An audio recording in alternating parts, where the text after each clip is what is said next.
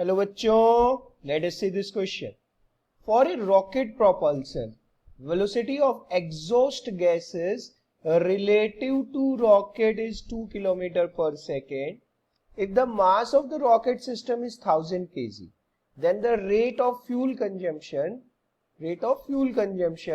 for a rocket to rise up with an acceleration of 4.9 meter per second square will be. हाँ तो बच्चों देखो इस question में क्या कहा गया है. यहाँ कहा गया है कि आपके पास एक रॉकेट है, देख सकते हैं ना आप, अच्छा सा रॉकेट लेके आया हूं मैं, और ये रॉकेट जो है ऊपर की तरफ जा रहा है. जब ये रॉकेट ऊपर की तरफ जा रहा है तो जो एग्जॉस्ट गैसेस निकल रही है रॉकेट की रिस्पेक्ट में, ये जो एग्जॉस्ट गैसेस हैं there velocity is 2000 metre per second. 2 kilometre पर सेकेंड कहा गया है. ठीक है. If the mass of the rocket system is 1000 kg, then the rate of fuel consumption for a rocket to rise up with an acceleration, और ये rocket ऊपर की तरफ जा रहा है with an acceleration of 4.9 metre per second square. बच्चों ये क्वेश्चन हमारा रॉकेट propulsion का है. ठीक है. और रॉकेट propulsion हम जानते हैं किस चीज के ऊपर बेस्ड है, Newton's third law of motion के ऊपर.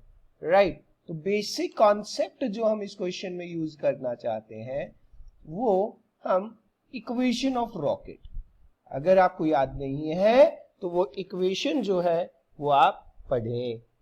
हम जानते हैं कि इक्विलिब्रियम के अंदर जितनी भी फोर्सेस होती हैं, एक्सटर्नल जितनी भी फोर्सेस होती हैं, they are sum of all the forces is zero, और if there are some external forces then the sum of all the forces is equals to ma, है ना. ma के इक्वल होता है. तो ये रॉकेट हमारा ऊपर की तरफ जा रहा है, तो यानी कि क्या हो रहा है, एक्सीलरेट तो हो रहा है, इसके ऊपर फोर्स लग रही है. अब वो कौन कौन सी फोर्सेस लग रही हैं उनको अपन आइडेंटिफाई करेंगे. इस पे नीचे की तरफ एक फोर्स लग रही है एग्जॉस्ट गैसेस द्वारा. ठीक है. ग्रेविटी भी हमारे इस ऑब्जेक्ट के ऊपर लग रही है, और ये ऊपर की तरफ जा रहा है विद सम एक्सीलरेशन. ठीक है.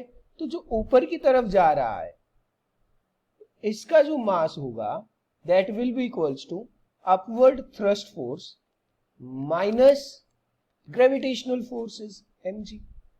यस और नो. ऊपर की तरफ जो फोर्स लग रही है, ध्यान से समझना इस क्वेश्चन को, तो दैट इज द एक्सटर्नल जो फोर्स लग रही है that is the upward thrust force minus gravitational forces, या जिसको अपन बोल देते हैं that will be the weight. इस चीज का हम यूज करेंगे. What is the mass of the rocket system? According to the question the mass is 1000 kg. You just see it, mass is 1000 kg. Acceleration हमारे पास 4.9 गिवन है. ठीक है. अब बात आती है थ्रस्ट फोर्सेस की. तो थ्रस्ट फोर्सेस कितनी लगेंगी, तो याद करते हैं अपन. भाई वैसे तो सारी फोर्सेस अपने पास होती क्या है, dp बाई dt, है ना. थ्रस्ट फोर्स में फ्यूल का जो मास है वो कंटिन्यूअसली कंज्यूम हो रहा है, वेलोसिटी कांस्टेंट है, v into dm by dt. Clear. तो ये वैल्यूज हम यहां पर पुट करते हैं. Putting the values of mass is 1000, acceleration is 4.9, thrust forces की value, velocity is 2000 metre per second square per second, and ये फ्यूल कंजम्पशन कितना हो रहा है per second, we don't know, minus 1000 kg, and g की value हम ले सकते हैं 9.8. क्लियर. तो 1000 को जब आप 4.9 से मल्टीप्लाई कर रहे हैं तो ये बन जाएगा आपके पास, देखो 4.9 का पॉइंट हटेगा, एक जीरो लगेगा, एक जीरो से एक जीरो उड़ेगा, दैट बिकम्स 4900. सिमिलरली पॉइंट हटा दीजिए, एक जीरो लगा दीजिए, दैट विल बी 9800. लेकिन ये टर्म इस साइड आएगी तो प्लस में हो जाएगी. 9800 is equals to 2000 dm by dt. तो ये वैल्यू कितनी आ गई जरा ऐड करते हैं बच्चों. 9817, 9 plus 4 13 and 1 is 147, that is equals to 2000 dm by dt.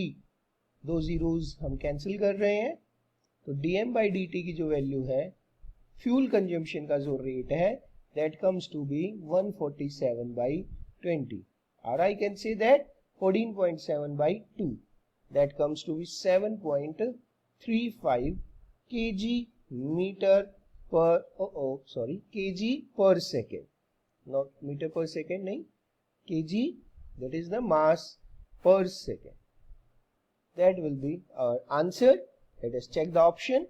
Option number 3 is the correct. Okay, that's all. Good luck.